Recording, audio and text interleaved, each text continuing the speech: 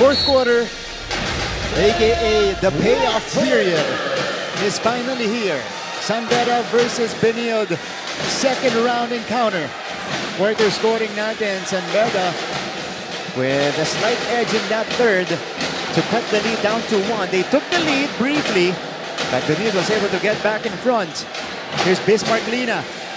Allen Liwag off his rest. Bismarck Lina scores on the fade. Martin, can I just say they ran the same play again, but na-check ng Benilde yung unang pasa. Pero patient enough itong San Beda na mag-pull back ng konti tapos i-set up ulit si Bismarck. And it paid off. Bismarck Lina giving the lead back to the Red Lions. Sanchez attacks. Sanchez is doubled and he is called for steps. Nasobran sa athleticism, sumobra ng isang step. Ito yung count ni Bismarck Lina. Taking on the challenge imposed by Liwag. No problem from mid-range. Malaking bagay na nasa 3 fouls na si Allen. Ngayon hindi na siya pwede maging as aggressive maglaro ng depensa dito kay Bismarck. Kasi baka makuha niya yung 4th foul niya with 9 more minutes pa. Masyado pa maaga. And if I was San Beda, I'd milk that. Oh yeah. And when he gets that, expect them to attack Bismarck just like this. Bismarck Lina! Low post move from Beast Mark. Kanina, nung first possession ng game, umiiling pa si si Liwag nung na-stop niya si Bismarck. Pero ngayon na tatlo yung foul niya, hirap siya. Yeah. Kasi paano ka nga naman didepensa kung umiiwas ka sa foul? Babawi ka na lang ng shoot. Yan. With the counter on the other side, let's go courtside for a fourth quarter update. Let's give it back to Glycel Galpo. Glycel.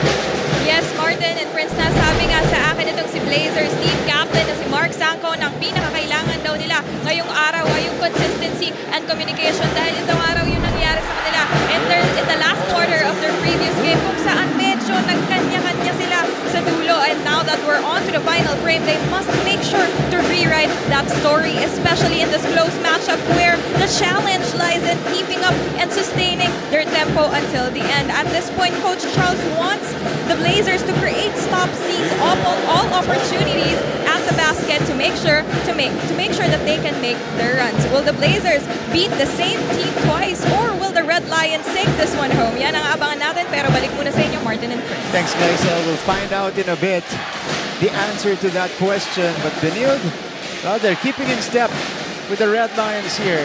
Parang doble na yung challenge na ibinibigay sa kanila dito ng San Beda as Payosing did a little bit too much that time. Tony Inot finding Sanchez, who had to adjust. No good. Oh! Yung tumalon ba naman si Jomel Puno paano mo naman i-adjust yun, di ba? Ang taas nun. Yeah. Even Sanchez, who is of course uber athletic, nahirapan. Kahit i-pump mo yung bola, dahil sa taas ni Jomel Puno, baka abutin ka pa rin So trinay niyang iiwas, ngayon nabitin. This is a big call right here. Sanchez, bothered, iniwas, muntik pang ang abutan pa. Bumagsak na siya, nasa ere pa si Jomel Puno. So, after the play, finaul ni Oli si Payosing. I think they'll call this one an unsportsmanlike foul. Pero again, hindi naman hindi masama yung intention. They were just trying to, stop the transition. And yan yung mga bagong in-improve sa basketball ngayon, yung mga ganyang klaseng call na kapag outnumbered yung kalaban, hindi mo sila pwedeng basta-basta na foulin na hindi ka going for the ball. Yeah. Malaki to. Oo. This is a trip to the free throw line. Matthew Oli will be charged for the unsportsmanlike foul. So a trip to the free throw line and a bonus possession for the Red Lions. Matthew Oli has been averted into unsportsmanlike foul. Yeah, watch and number 0. And that's gonna be a heavy call para dito sa Benilde. Ito, every time you foul in this day and age, kailangan meron kang play for the basketball or it's clear that you're going for the basketball. But this is just me. Yeah. Based dun sa nakita ko yung replay, he was gonna go for the ball pero nakat siya. So parang iniwasan na rin niya in a way na tamaan, pero napakapit siya. Yun yung nakikita ko. But again, syempre, iba yung interpretations ng mga referee dyan. Inaral nila yung mga ganyang bagay. So, I think that's a good call for them. But playoff Payosing has arrived. 2 for 2. He continues his rampage here in the second half. He's got 12 points, 9 rebounds. RC Kalimag will trigger this one in. They go to Jumel. That ball was tapped from behind. You know, Martin, kanina yung pinag-usapan natin off-cam kung sino yung gusto natin mapanood dito sa lineup ng San Beda. Hindi pa rin sila nagsasabay. Yeah. Ooh. Sanko committing a foul after the inbound. He's done. That's his 5th foul. And that's the second team foul on the Blazers. As we see this play on the catch. Oo, medyo sumugal siya dun sa sundot. Kaya nagkaroon ng contact. A little too close for comfort. Mark Sanko fouling out. Came off the bench today. Not his day. Nakatres kanina pero saddled with foul trouble majority of this game. Penny! No. Puno comes out of nowhere. And a jump ball is forced. Bola. Ng Benilde. Like you saw Pogo Stick, Jomel Puno flying in for this rebound. Ang taas nun. 60-56. A chance for Benilde to retaliate. It is with Justin Sanchez. They go to Cometa. Torres. Torres against Payosing. He is doubled. Kick out. Tony takes on Estacio. Enot misfires and ball is tapped to Payosing, and here comes James. James on the move. Payosing, no. Did not have the numbers. Medyo natawa din siya dun sa ginawa niya eh. Kasi 4 yung kalaban eh. Diba? But you know, still, good hustle galing sa kanya. Ian Torres backs up, 8 to shoot. Cometa, they go to Sanchez here, feeding Liwag inside. No problem for Allen Liwag. Kita mo naman na humihinga na ng malalim kung si Allen Liwag, ano? Pinagpasapasahan ka ng big man ng San Beda sa kababangga. Tapos ikaw pa rin yung pumipilit, bumuhat. Jomel Puno misses. Liwag, by the way, has 12 points and 11 rebounds today. Ito na si Tony Enot, under 6 minutes left. A chance to tie for Benilde, or if they score a 3, they'll be able to take back the lead. Sanchez chooses the 3. He knocks it down.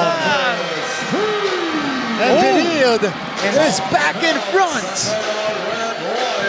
Sanchez trying to silence the crowd ng San Beda after that shot. Yeah. Mabigat yung 3 points na yun, Martin. 61-60, back after this.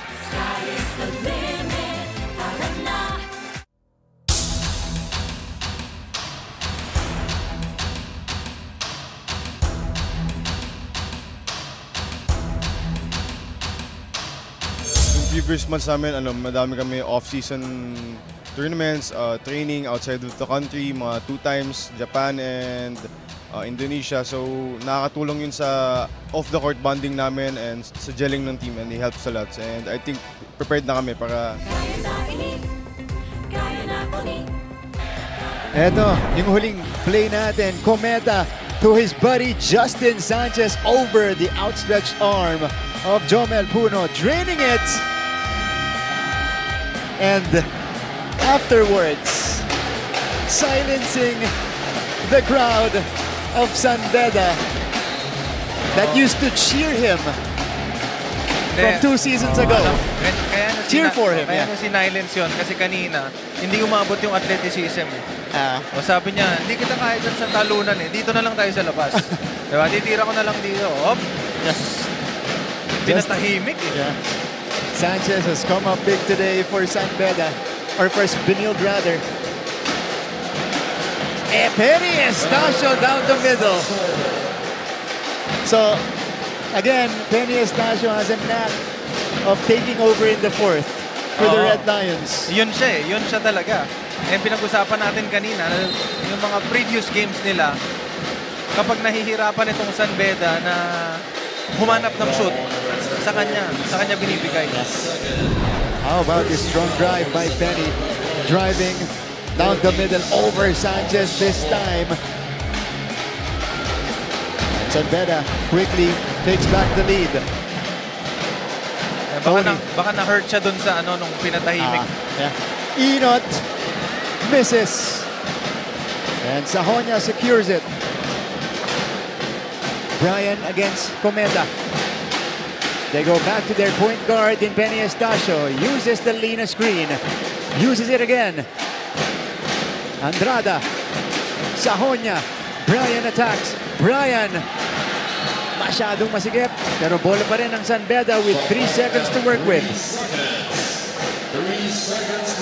Parang alam ko tong play na to, Martin. Parang ito yung elevator play nila. So, trigger man will be Brian Sajonia.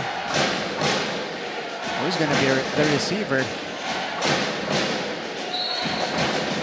Brian scans the floor. They go to Penny. Libre, one dribble in. Comes up short. Liwa couldn't secure it. But Sanchez says, akin na. Last time, yung play na yan, si Yuki ang na-open. Doon si Penny. Isang dribble papunta sa loob. Jomel Ancheta didiskarte. Ancheta. Cometa. They go to Liwag here. Alan Liwag has Lina right behind him. Fade away. It's good! Alan Liwag scores! Kobe! Hindi mo ba narinig pagka-fade away niya? Kobe! Kobe. Siyempre, nakita mo naman yung sapatos niya. Inspired. Oo, na-inspired. Estacio. Abante ulit. Ang Benilde. Penny has Liwag on the switch or Sanchez on the switch. Pare kay Estacio. Open fire. No. And rebound goes to Enot. Here's Tony. Tony to Sanchez. Sanchez. Deflected by Andrada. Kinakabahan ako sa laban na to, Martin. Action-packed fourth quarter. Bismarck now. Sajonia. No. Ball is loose. It sails out. It stays with San Beda. Belated happy birthday first to Coach Norman Black. Oh yes, happy birthday, Coach. Yan, belated. More birthdays, syempre. Yan.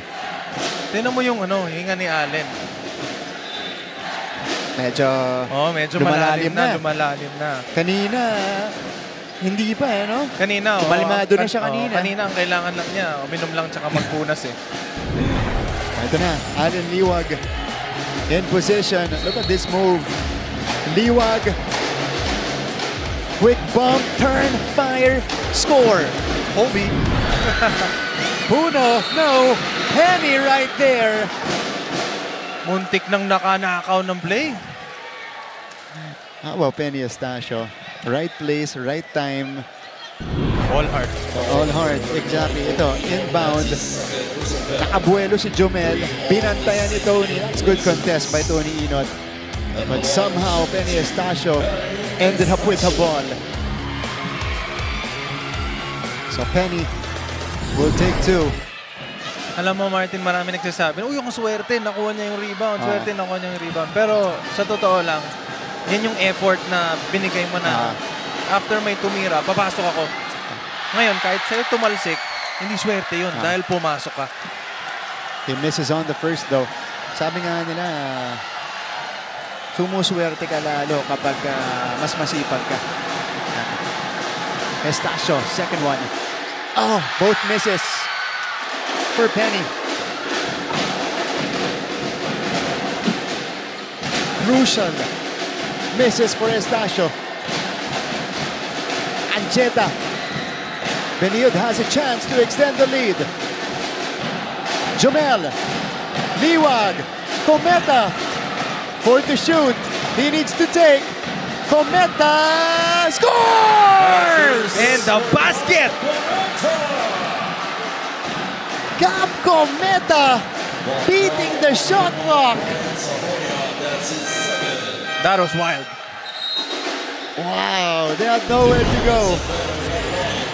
So Cometa just drove it against Sajonia. Here's the spin, scoop, and the hoop. And harm. Gab Cometa,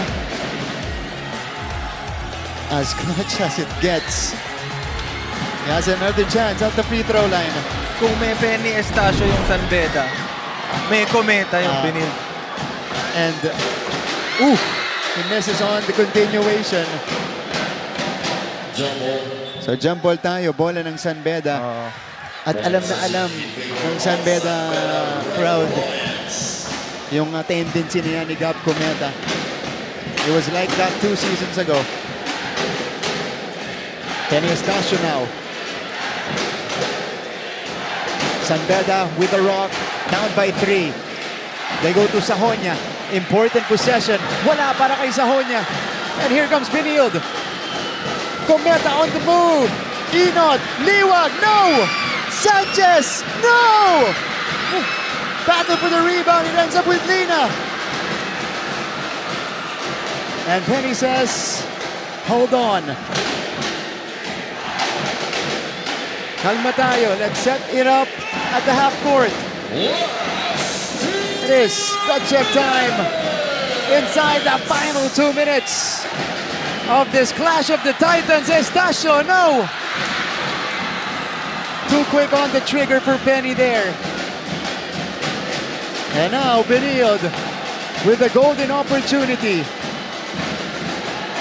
to create a more comfortable separation. Cometa. It's a rescreen for Sanchez. They swing it to the corner. Inot. Short. Rebound ends up with Payosing. 80 seconds to go. Red Lions in a bit of a dry spell. Payosing versus Inot. James. Lina short stab. No. Grabe tong game na to. Parehas na team. Yeah. Binigay na ang lahat with 1 minute left. Tony Inot with 8 to work with here. Big possession for Benilde. 3 to shoot. Ancheta! Kaboom!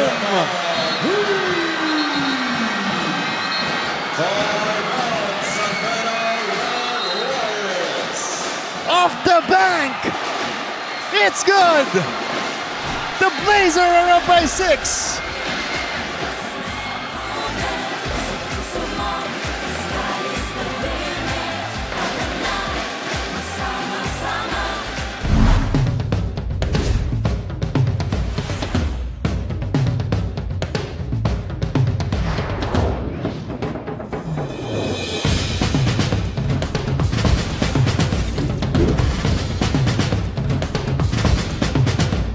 Mawawala yung pressure kasi baguhan yung namin, yung team namin, madaming nawala, madaming mga rookies.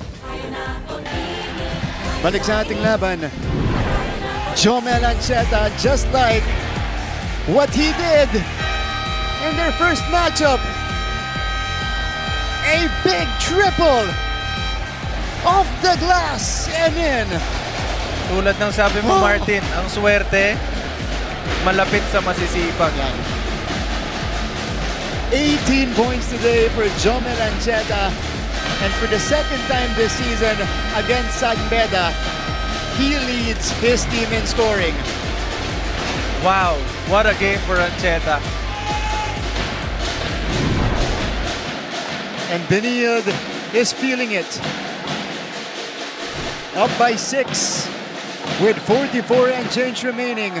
Look at the numbers for Jomel. 8 rebounds for a point guard with 18 points. And again, hindi yan swerte. Ando dun siya sa loob, nag-exert siya ng effort para kunin yung mga rebounds na yun. Yeah. And that's hard. That's hard to do. That's right.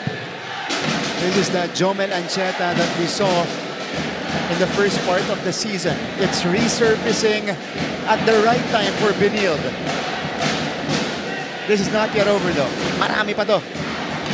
44 seconds. But it's a must-score situation now for the Red Lions.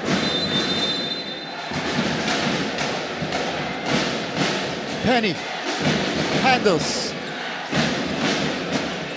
They go to Payosing. They've got three-point shooters now all over the floor. Estacio. Oh, a foul away from the ball. That was a good foul. Yeah. That was a good foul. That was the last foul to give netong Benilde Blazers. You know, Next one, Martin, we'll put them in the bonus. If there's one thing na napansin ko dito sa game na to, Yuki and Andrada has been aggressive in the first half. But this second half, medyo nag-lie-low siya. Yeah. Nahirapan dito si Yukian. Didn't take a lot of shots as well. Lina loses it. And Tony will dance across the floor. 68-62. They're just waiting for the final score. The Blazers get it done. 8.7 left. And they're about to sweep the defending champions here in the elimination round. What a game. What a game, Martin. Sulit. Lahat ng pumunta dito ngayon, sulit. And this is a play that's worked for San Beda so many times in this game. And Tony Inot Enjoying. nag-cha-cha.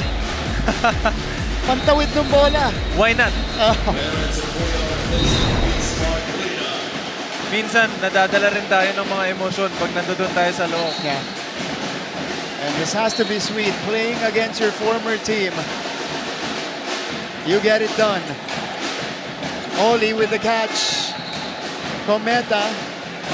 Foul given up by San Beda. That's their final foul to give. 14 foul for San Beda Red Lions. Napakabigat ng 3 points na yun. Yeah. Joe Melancheta. Ice in his veins. Wala talaga. This guy is unfazed. This is only his first year in the NCAA. Ian Torres handles. And now, San Beda is in the penalty.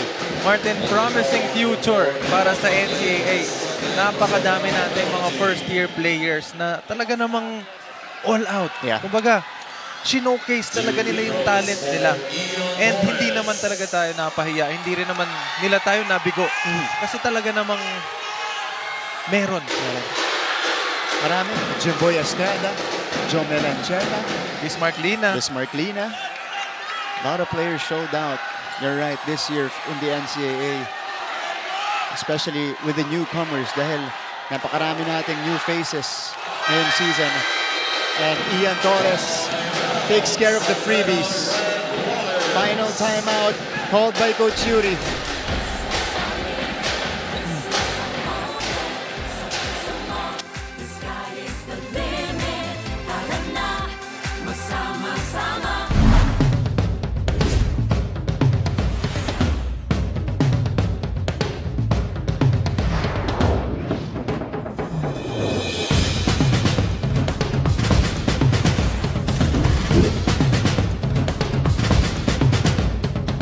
Siguro mas challenging mag-defend. Makikita namin yun. First time namin mag-defend ng ground this season. And Balik sa ating laban, 70-62. And this was the quick spin by Bismarck, but he lost the ball. And Tony Inot, eto, yung cha-cha ni Inot, pagtawid sa court. And this is a great moment for Tony Inot. Has to feel good as well because this is his former team. Yes, and it's a well-fought well-fought game para sa parehas na team na ito. No? Hanggang sa dulo, talaga namang makikita mo na binigay talaga nila lahat. But you know, that's basketball. Yeah. And that's life. 3.4 seconds left. And again, we're just waiting for the final score, but San Beda wants to execute one more time. Estacio triggering this one in. Trying to find a teammate. That one off the leg of Torres. And for the Red Lions, they will go down to 10-7. Teka lang ha, pwede pang humabol ang LPU as Andrada with the heave here. No good. The Blazers beat the Red Lions again. Coach Charles will get his 14th win in season 100 and a huge win. They are a step closer to securing the #1 spot. What a game for both teams. And Marks, ito yung klase ng game na on the fly. No. Yung talaga namang adjustments nila is talaga namang ibang klase. I mean, we have to commend both coaches and both teams on this. Yeah. Kasi sobrang bilis nung pace nung game. Pero yung adjustment nila, ang bilis din. Kumbaga, it comes with. Nakita natin yan buong laban. Napakabilis ng reaction mula sa mga coaches. And they didn't even need to feed their players directly. Yes, Wala tayong nakitang timeout in between. Alam na ng mga players nila yung gagawin. Alright. Napaka